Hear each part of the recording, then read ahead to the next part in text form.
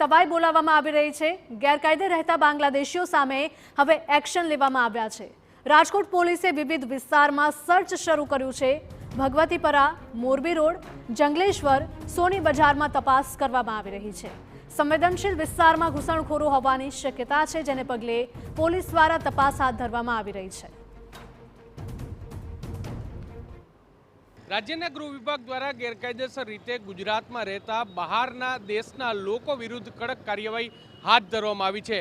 ગૃહ રાજ્યમંત્રી હર્ષ સંઘવી દ્વારા સ્પષ્ટ નિર્દેશ દેવામાં આવ્યો છે કે ગેરકાયદેસર રીતે બાંગ્લાદેશીઓ જો અહીં રહેતા હોય તો તેની સામે કડક કાર્યવાહી કરવામાં આવશે ને જેના જ ભાગરૂપે રાજકોટમાં પણ કાર્યવાહી થાય તેવી પૂરી શક્યતા છે। અત્યારે હું રાજકોટના ભગવતીપરા વિસ્તારમાં છું કે જે ખૂબ જ સંવેદનશીલ વિસ્તાર છે। ભગવતીપરા વિસ્તાર અને રાજકોટનો મોરબી રોડ વિસ્તાર, આ બંને વિસ્તારમાં બાંગ્લાદેશીઓ ગેરકાયદેસર રીતે રહેતા હોય તેવી શક્યતા છે અને તેને લઈને જ રાજકોટ પોલીસ છે તેમના દ્વારા ખાનગી રીતે જે સર્ચ છે તે શરૂ કરવામાં આવી છે। જો કોઈ વ્યક્તિ ગેરકાયદેસર રીતે પકડાશે તો તેની સામે કાયદેસરની કાર્યવાહી છે તે કરવામાં આવશે। રાજકોટના જે સ્થાનિક બી ડિવિઝન પોલીસ હોય, આ ઉપરાંત જે એસઓજી અને જે અન્ય જે બ્રાન્ચો છે તેમના જે પોલીસ અધિકારીઓ છે તેમના દ્વારા અત્યારે ખાનગી રીતે તપાસ છે તે હાથ ધરવામાં આવી રહી છે।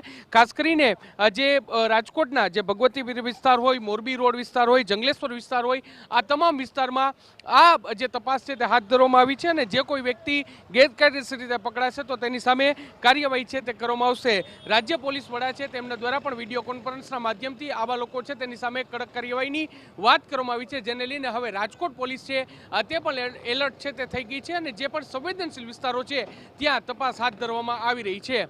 કેમેરા પર્સન ભાવેશ લશ્કરી સાથે મોહિત ભટ્ટ, TV9 રાજકોટ।